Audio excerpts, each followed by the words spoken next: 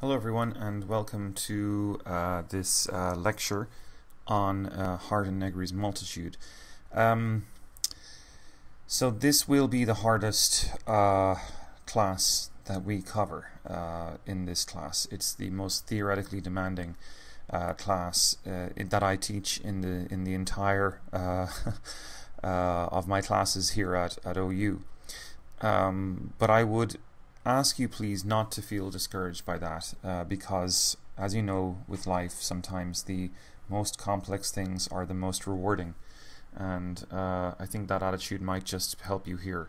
My job is to try to distill some of this stuff for you in the most straightforward way possible, and to try to make it exciting and interesting, and to highlight for you the stakes of some of these issues. And I guess if I have for myself an academic specialization, it is probably in this area of the discipline. This is the area where I feel like I'm doing most of my work. So if I'm going to be useful for you guys at all, if I'm going to earn my paycheck, it's probably going to be here.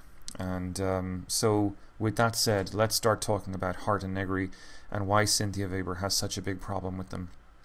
So Hart and Negri, as Cynthia Weber argues in her chapter, wrote a book. It's not the first time they'd written a book together, but they wrote a very important book together just about a year before 9/11, and you can imagine at that time that no one was predicting the events that were just around the corner, the way the United States government would assert itself in the world as a unilateral power, going it alone, so to speak, and rejecting the auspices of the UN and other international organizations as a way to sort of develop a coordinated response to the threat of Saddam Hussein, which is where they were ultimately taking the issue of the attacks of 9/11. As we know, subsequently, that was empirically way wrong. They were completely off base in their trying to make that connection. But it also appears that they knew at the time that they were off base trying to make that connection. So anyway, that's all in the retrospect now, it appears. But back to Hart and Negri, about a year before 9/11, what did the world look like? This was a world where most people believed we live in globalization. Most people were still very much of the frame of mind. I think that people like Francis Fukuyama, who we talked about in the last module, were arguing that we lived kind of at the end of history, that the major political debates and conversations of our time were resolved. We talked a lot about this in class. Well, Hart and Negri come back to this hypothesis, come back to this sort of reckoning of Fukuyama, and much in a manner similar to what Cynthia Weber puts forward. They take on Fukuyama.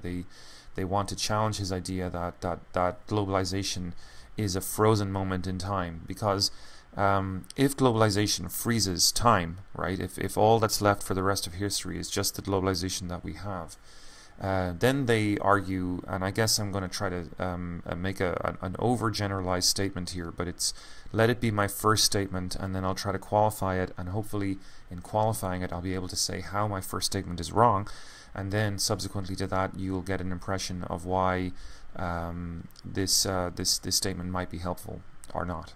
But you'll get an impression of why Hart and Negri's make such a emphasis on this concept of this term empire for their first book, and more specifically you'll be able to understand hopefully a little bit about what empire is. So if we keep in mind that we want to unfreeze globalization and open it up to history again, and ask the question of how people can become political again, this is of course the question Cynthia Weber was asking in relation to the Truman Show. But here we have Hart and Negri making a similar argument in some ways, at least in the way it starts off, but also doing something that's really kind of rather strange from the perspective of a lot of people, I think, in the post-1989 world, because what happened in 1989, the fall of the Berlin Wall. And it was here, in fact, that people like Francis Fukuyama found their inspiration in this sort of conjecture of the transformation of the world from a bipolar Cold War world to a world opened up to telecommunications, satellite TV. We've talked a lot about globalization in relation to Charles Kegley's theories when we considered the movie Independence Day. And of course, globalization has popped up again in relation to our chapter on globalization, and we looked at the Truman Show and we looked at the writings of Francis Fukuyama. Hart and Negri make our life a bit difficult, however, in their challenge to globalization, because they throw in all these rather complex and cryptic terms that we, because we're not initiated to those terms, we might find them very difficult to get our heads around. And in a way, it's an education in itself to try to understand Hart and Negri's empire.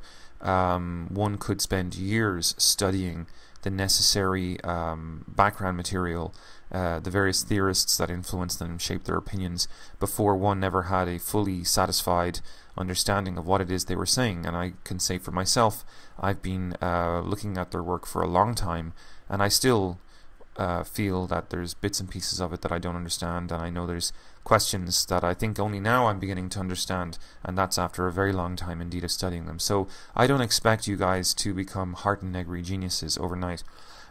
Interestingly, in the spring of 2013, Michael Hart came to Athens, the OU campus in Athens, and I took some students there to see him give a lecture. And it was very interesting for them because he was talking about the relevance of their theories of empire on the one hand and multitude on the other. The relevance of those theories today in the context of a continuing war on terror being fought by President Obama.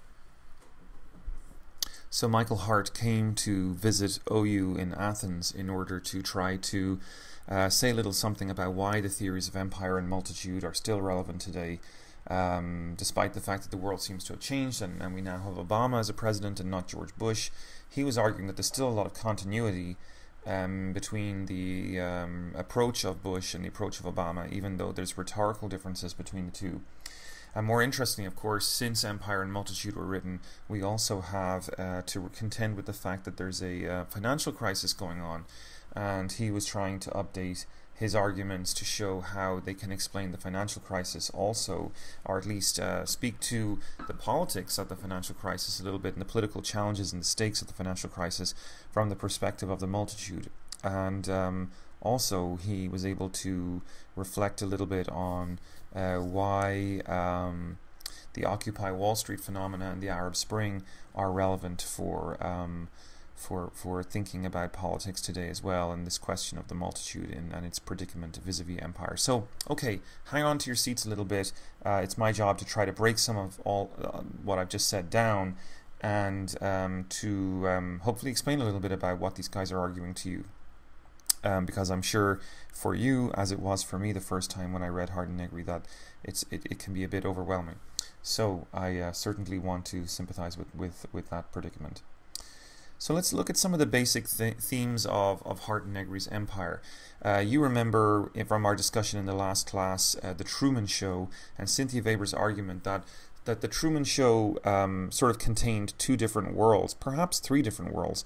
There was the world of the Truman Show itself, where there was an enduring politics because Truman was being kind of imperialized or dominated by this evil producer type fellow who was trying to sort of create a fictional reality for him. And so politics exists in the world of the Truman Show, or at least as Truman himself experiences his world, politics exists. But outside of the Truman Show, Cynthia Weber says, what evidence is presented in the show, in the world, wherein the show is shown, that there's anything like politics at all. And she says, in fact, it looks in a way like the kind of victory of Francis Fukuyama, right? Because history has ground to a halt, and people are very upset. She seems to be suggesting that, you know, that the show itself is a wonderful way of keeping people,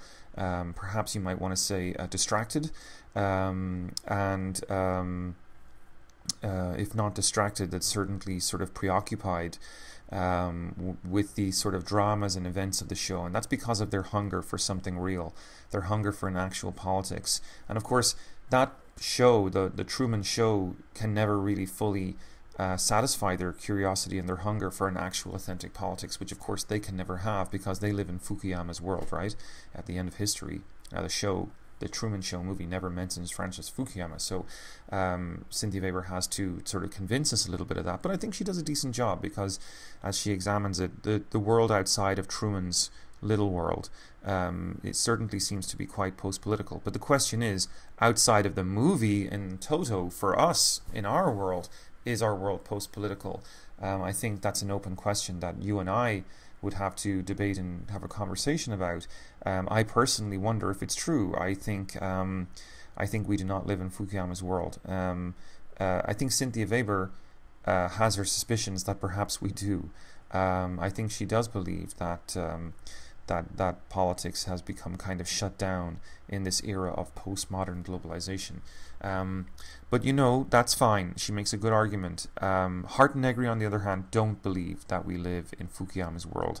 They believe that politics is still very much alive, and a lot of their argument is about their understanding of why that's so.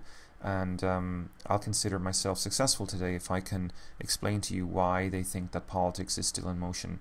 And of course, a little bit at the end about why Cynthia Weber thinks that that might be an extremely problematic idea. But maybe she has some problems with her own theory as well. She doesn't really say much about what her theory is about how the world works, but she reveals quite a little bit in, especially in the Truman Show chapter, but I think very much so in the chapter here about Hart and Negri.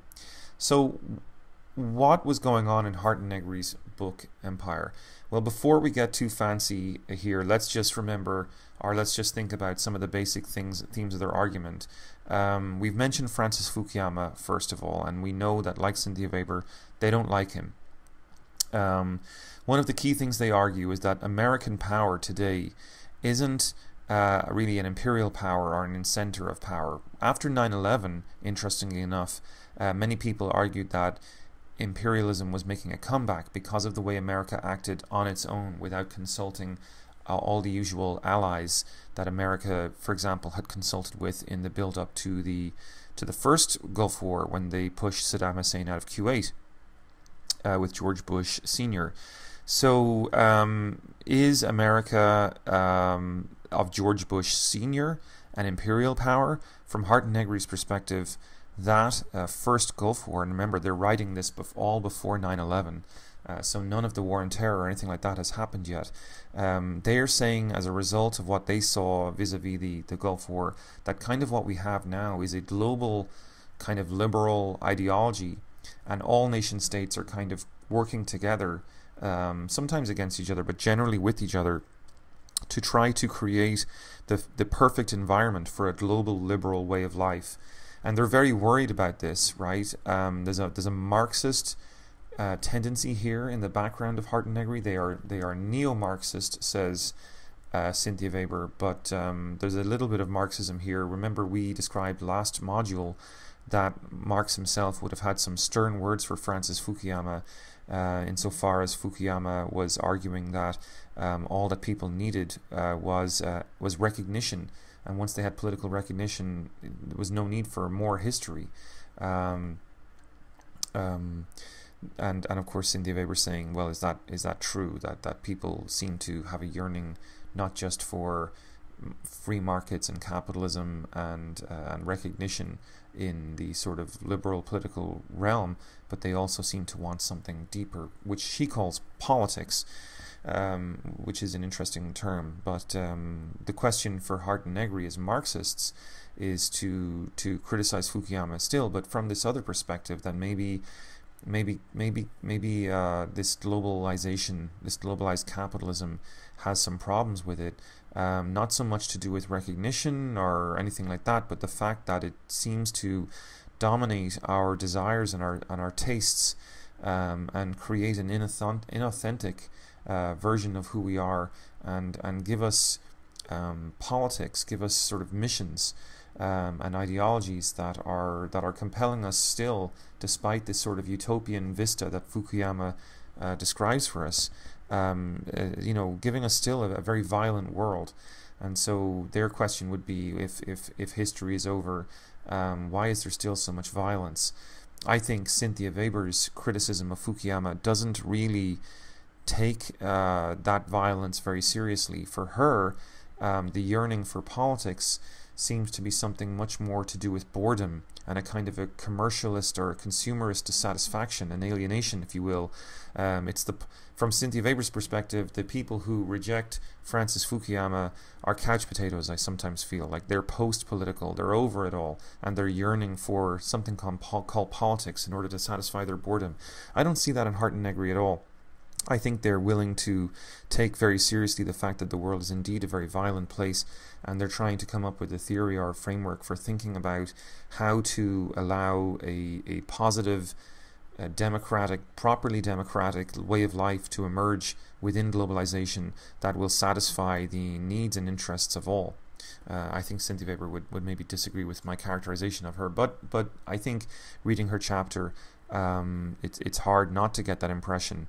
I certainly wouldn't want to say that she doesn't care about the plight of the suffering from various forms of warfare and that kind of thing. But I think in her account of the problems with Francis Fukuyama, violence isn't really there, because she seems to have a much more cynical stance on the sort of couch potato phenomena of globalization, and her problem seems to be more to do with consumerism than anything else. Anyway, for Hart and Negri then, what is empire? Empire is this thing that emerges when imperialism ends, when the United States no longer acts on its own, but acts in concert with all these other nations to implement and oversee a global liberalized way of life, and liberal, of course, in the sense of politics, and liberal, of course, in the sense of markets, right? Capitalism. So in a way, both of these are emblematic of the world that Francis Fukuyama was saying that we actually had today. So it's quite okay, I think, if you guys want to. I'm perfectly happy. Francis Fukuyama was not the only one saying these things at this time, of course, but he was one of the most famous people. So in a sense, that's why I'm saying that their criticism is a major criticism of Francis Fukuyama.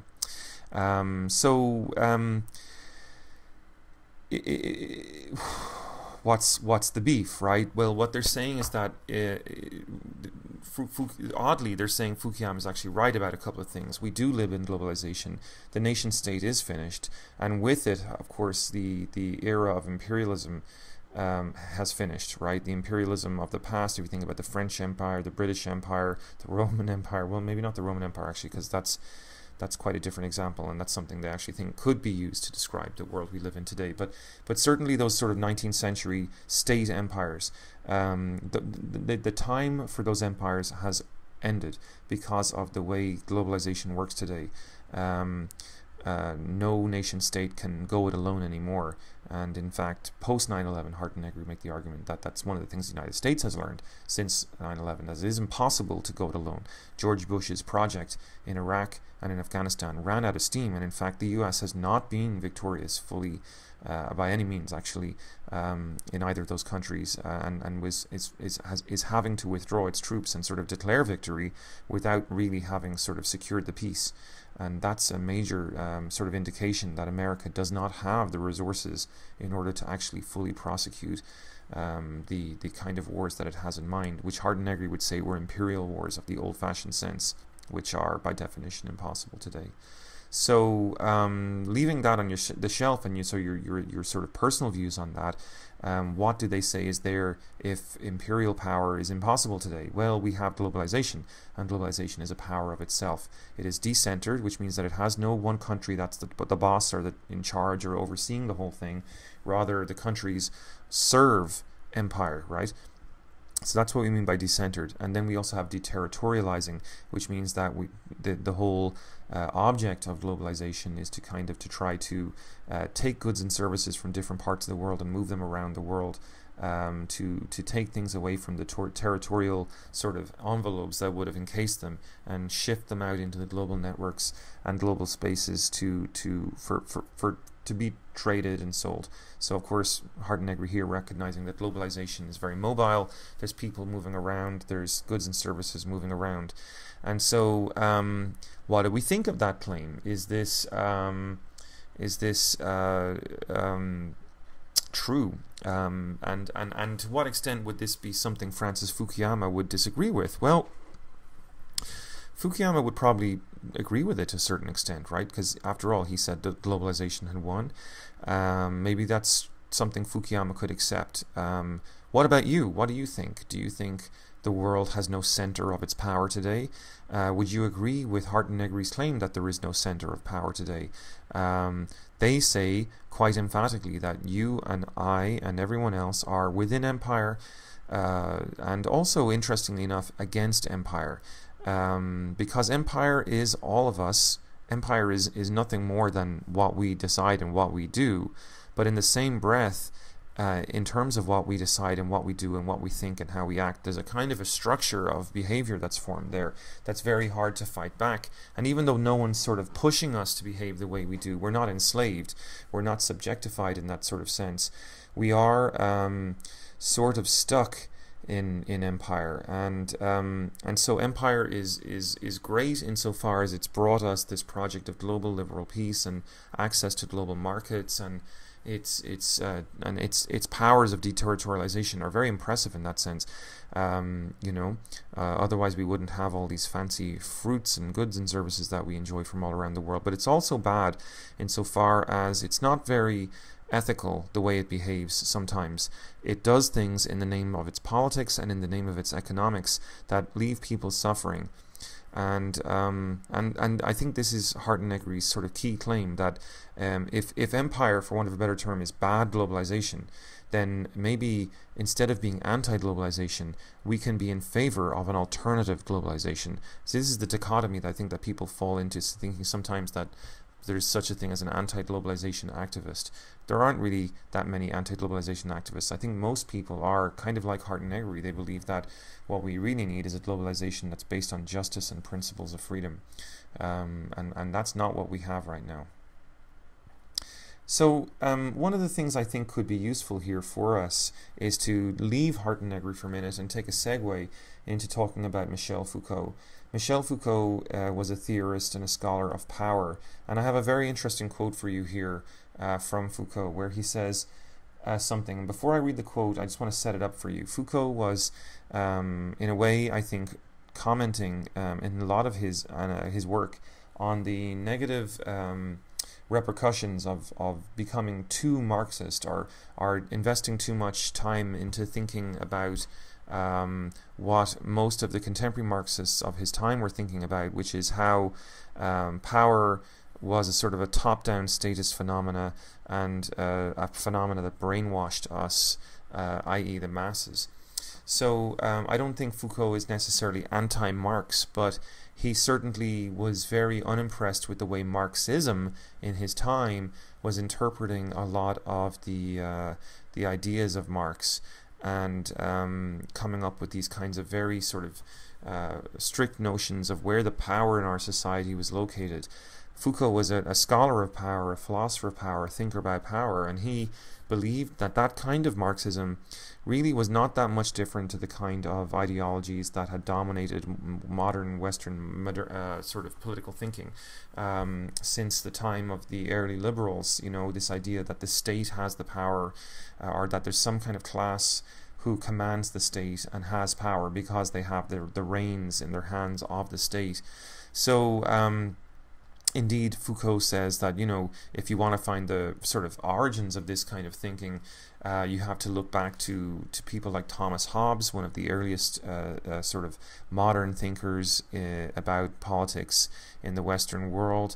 And of course, Hobbes, we've talked a little bit about it before in this class. We talked about it in terms of when we talked about realism, and when we talked about liberalism, we talked about this thing that the liberals were at first trying to sort of fabricate, which was a theory about how we should achieve common power or social unity in the absence of a king or a queen or a unifying religion, right? And so we had a bit about Hobbes, and then we jumped into talking about Locke and Locke's various theories about how this sort of theory could be found in the idea of a positive sum game for everyone. But leaving all that aside and getting back to Foucault, Foucault wonders if this tendency of the liberals and people like Locke, who's an early liberal, and then later thinkers who were sort of Marxists, whether there was a sort of a problem in the way that they thought about political power, insofar as they always put power as something that is instrumental, something that you hold in your hands. And so therefore, if you're at the top of the pyramid of power, so to speak, then you have more power than everyone else to wield in your hands. And what Foucault is asking in this quote that we have here on the screen is whether there's actually maybe other ways to think about power. Because, you know, if you think about power as being something you hold, then obviously you want more of it, right? If you're going to think about changing society, if you want to have a revolution, you're going to have to seize power, get the power in your hands.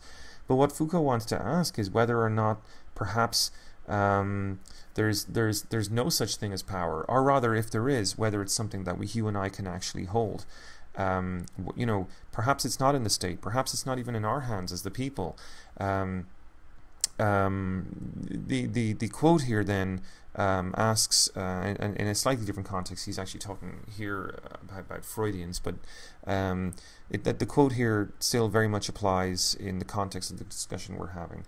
And Foucault was, of course, I think anyway, quite clear that the Freudians and the Marxists had the same problem in the way they thought about power. So he says here, in defining the effects of power as repression, i.e. there's a man up there somewhere putting power down on me, I'm being repressed by this power, one tends to identify power then with a law, a force if you will, that says no. A prohibition, a power is taken above all as carrying the force of a prohibition. But, he says, he wants to ask a really important question here. Do you really think one would be able to obey it? There's a typo there, sorry. What makes power hold good, he asks, is that it doesn't is that it doesn't only weigh on us as a force which says no.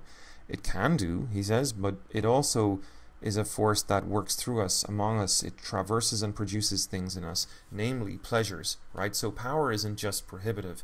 It's not just the man up there making you, sort of ideologically brainwashing you and projecting his thoughts and desires on you. There's also a power that even he is subject to, and that is the power which circulates amongst all of us, is the power of culture, if you will, the power of cultural norms, which even the mightiest capitalist who has at his arsenal TV stations and radio stations, even he cannot be totally immune to this power, right?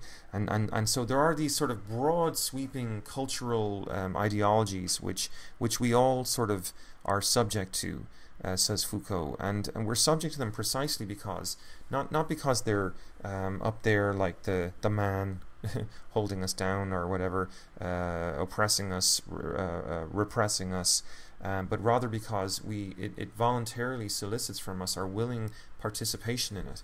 And of course this is a theme that many political theorists have pondered over the years, but Foucault, I think, is putting it really, really well. You know, why is it sometimes that we desire or take pleasure from our own slavery, right? No one has to point a gun at our heads at all. We just sort of act like willing slaves sometimes, and that's something that makes Foucault, I think, a little bit unhappy, and I think rightly so. But nevertheless, it's crucial to ask the question, you know, how can we overcome or shake off the grip of power when it is how can we even detect power that we are willingly slaves to, you know? And how would we know? I mean, how would we know we weren't being subject to that power? I think that's the crucial question. I'll move through this slide really quickly because I don't have a huge amount of time. But Foucault is arguing that we need to cut off the king's head. We have failed, whether we're Marxists or we're liberals or whomever, to really imagine what the nation state is in a proper and full sense. And so, the model of sovereignty that we have in our heads, he argues, hasn't really existed since the time of kings and queens. And we cut off the king's head, right? The French Revolution, the king's head was chopped off. And so began the birth of the modern liberal era, and the Americans, they revolted against the king. But did anyone who revolted against the king or chopped the king's head off in a real sense, did they chop the king's head off in their own minds? That is to say, in the way they relate to the power of the nation state, the king's nation state. Today, even though we have no king, we still think of the state in these rather Hobbesian terms, right? That is that it's a power somehow separate from us, that it's over us, that its powers can be used to subjectify us. So Foucault is saying that this really bizarre notion of the state is extremely problematic, right? Because I guess he's echoing Machiavelli here, who famously said that, to the prince, when he wrote his novel or his book, The Prince, he said to the prince, by the way, the people have the power, right? I mean, this thing, the nation state, it's nothing if the people don't believe in it.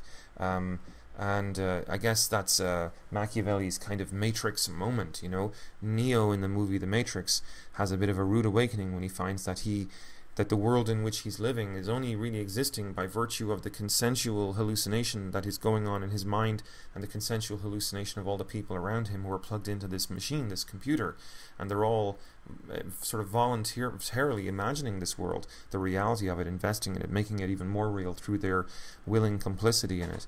Well, Foucault is arguing that this Hobbesian state is kind of the same thing, that it's a false reality, and that as such, if we could just choose to wake up, if we could emancipate ourselves from the ideology of the king and cut off the king's head fully, properly in our own minds, then we would be free. At least we would be free from the idea of arbitrary obedience to this thing called the state, which after all doesn't exist anymore. And if you want to understand the stakes of that, I can put it in a little more concrete terms by referring, as I sometimes do in this kind of a lecture, to a great example of how that sort of willing complicity that we tend to have as people with the power of the state and with the power of authority operates. Think about the Stanley Milgram experiments, of course, which we talked about before, where he invites in people off the street to help him in a psychological experiment. Of course, they think they're assisting with the experiment, but actually the experiment's on them. So they have to sit down at a control panel and apply electric shocks to a person in another room that they can see, who's clearly hooked up to an electric chair of some sort, and they can apply ever greater amounts of electricity as the person is asked questions and gets those questions wrong. And what the study was there to sort of figure out was, okay, if someone in authority tells you to do something, how far are you willing to go? Are you willing to really hurt someone? And what they found is that surprisingly large numbers of people are willing to kind of go a very serious part of the way, because they've been given exemption. It's part of science after all. They've signed a waiver. They know they're not responsible, and so because they're not responsible, they're just as we say following orders. I mean, how many times do you hear that excuse today? Even I was just following orders. Think about Abu Ghraib, the torture in Abu Ghraib. Think about various other instances today where international law is even broken by armed forces in many different countries, including the United States. Excuse me. What about the idea that we are kind of following orders? Then is it really an excuse? That power of the nation state as being the thing that gives us the orders that we must obey, is very powerful in all of us. But were we to ever stop believing in it, to cut the king's head off in our minds, as Foucault says, then clearly, the state would fold, right? It would cease to exist. And I think Foucault has very strong sort of libertarian / anarchistic sort of tendencies in saying that. But I think his point is true. What is democracy anyway? Do we absolutely need this thing called a state? That would be one point that I think he would have us consider. So let me skip through this one. Really, it's a complicated slide, and I don't think we need to discuss it. So how does all of that relate to Hardt and Negri's empire? Let me move through this really, really quickly here. We can talk about this a bit more in class, but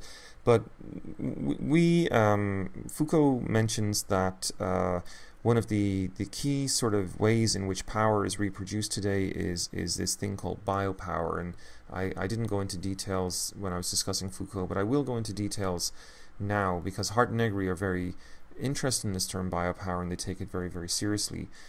Here on the slide you'll see that one of the things that I'm arguing here is that there's a hegemonic tendency today. What does that mean? It means that there's a way in which the world is changing, and it's being changed according to a common set of parameters. And what are those changes? Well, namely that the way we're producing things, the way capitalism works today, is kind of starting to change. Back in the day, at the time of Marx, the working class did very, very sort of straightforward work. They used their hands and they did repetitive work over and over. In Hardt and Negri's empire, the working class today does qualitatively different work. Today, the labor is, as we say, immaterial, right? That is to say that today the laborers in the factories today are not doing repetitive tasks with their hands. They're doing non-linear tasks with their brains and with their hearts. This is a very important point for Hardt and Negri, that the heart and the brain is much more productive today than the body. And think about that for a second. I always use the example of the sex chat phone line worker here, and I've been trying to use the example of the sex chat phone line worker to make a very simple point, that when one calls I don't know, it's just a random example really, but I suppose when one calls a live sex chat phone worker, what kind of labor is that, right? That this chat worker on the other end of the phone is performing. It's kind of interesting. It looks nothing like the kind of assembly line version of labor that was performed mostly in Marx's time. Instead, this is more like the way art is produced, right? Think of a live jazz performance, you know, the way the musicians set up their instruments and start to play, and then there's a refrain, but then there's all kinds of, in modern jazz, I don't know if you ever listened to Miles Davis, but I mean, they go off the script, right? They start to improvise. And this is exactly, of course, what the sex chat phone worker has to do. She has to, or he has to, improvise. Why? Because the customer may have specific needs, right? Have specific desires. And so central to the idea of empire for Hardt and Negri is that we are performing labor today that is also in a way ad-libbed or improvised as we're going along. There's a lot of this kind of work being done. We have to be cognizant then that capitalism, what it really means, what we're really trying to say is that capitalism is very adjusted and very focused now on our tastes. And so, you know, otherwise how does it involve us in the experience of consuming that good? You know, because buying something today isn't something we necessarily just consume. All that labor and all that kind of work still happens, of course, but it's all being sort of transformed through computer networks, through non-linear types of labor, and through emotions, right? Emotional labor is becoming more and more relevant. So if you kind of keep those two things in mind as the two components of this transformation, on the one hand we have computational labor and the non-linear kind of thoughts and capacities that are involved in that, creating something new out of data. You know, that's what non-linear work is. It's technical, it's scientific, if you will, it's computational, but it's still labor, and so also is this emotional labor that we end up doing in nursing homes or the sex chat phone worker. All of those are sort of performative, non-linear types of labor. Still involve brains, still involve bodies, and in that sense they're material, but they are also special in this way, and that is a major change that changes the nature for Hardt and Negri of the world we're living in. So what are the consequences for them? Let's talk about some of them. The social spheres are blurring. What they say, the former gaps between different types of work are now breaking down. We see that agriculture is becoming more technologized. We see that women's work is becoming more systematized. That elements of women's work are creeping into other areas of where we do things. Both of these, they say, are based upon open science, right? They are They are not typically things we've ever copyrighted or trademarked before, because those techniques of agriculture, those techniques of raising a family or raising a child that women have tended to do historically, though not. When we say women's work, we don't necessarily mean it's only done by women, but it's just a general sort of catch-all phrase for the type of work that that we sort of expect that women would end up doing, historically speaking. So the idea of this work being based on kind of a general knowledge passed on from father to son or mother to daughter is important here, and yet these values, which have never been, this type of knowledge, which has never before been monetized, is today being monetized, are turned into a commodity, and that's something that's very important in our understanding of where we are with today's capitalism. And so this question then is, well, what's at stake when we start taking these sort of traditional ways of doing things, these knowledges, and we start to sell them, we start to put them out there in the marketplace. This most intimate of work, the work of the heart or the work of the mind. It's okay to sort of sell something that you do with your physical body. Some people say it's bad enough, but it's a whole other thing to be involved in selling something. The stress and the strain of selling something that's very intimate to you, that's very that you invest your soul in. To be called on to invest your soul in something again and again and again, systematically, on time, every time, it's very difficult, it's very challenging. So we have changed conditions of work. We have a new form of alienation. Our sort of, when we say alienation, we mean the sort of the uncomfortable feeling that we're kind of being pressured into conforming or changing our behavior, changing our mindset into achieving a certain type of value for the boss. In the workplace today, and indeed, Hart and Negri say, one of the things about this type of capitalism is, in terms of its stakes, is if I'm engaging in creative labor, like where does that's not really 9 to 5 work, right? I'm thinking about my creative process all the time. I'm working in the shower, as we say here on the slide. The work of the artist, the work of the non-linear laborer, whether it be intellectual or affective, that person has to be constantly on their toes, constantly engaged in the kind of proactive thinking that today's type of production involves. Similarly, we see in the world that there needs to be tremendous mobility because labor markets are vast and huge, and hey, even if your mum lives here, you got to go all the way over there with your family to find a job. That comes with a kind of an impact on the human soul as well, and also then above all, I think precarity, right, which is the fact that contracts today are very short term. Our parents and our parents' parents had long-term contracts, sometimes lifelong contracts, for their jobs, and unless they really messed up, they had those jobs for a long time. But today it's not unusual for people to have 6, 7, 8, 9 different jobs in their lifetime. So where's all this leading to? Well, for Hart and Negri, the biggie is that the capitalist is not really involved anymore, right? They say that one of the things about production today is that where the capitalists used to be the brains of the operation, because the workers, of course, didn't really have the educations, today the workers do have the educations, and so their self-control, their governance of themselves in the production process sort of shows us that that they are capable of investing themselves and carrying out labor without the need for a boss. And so, what does a boss do anymore, right? He doesn't know more than the worker. The worker is highly educated. The worker is capable of controlling his or herself on the job for a extended period of time, while the boss is off doing other things. So we live in an age then of productive cooperation.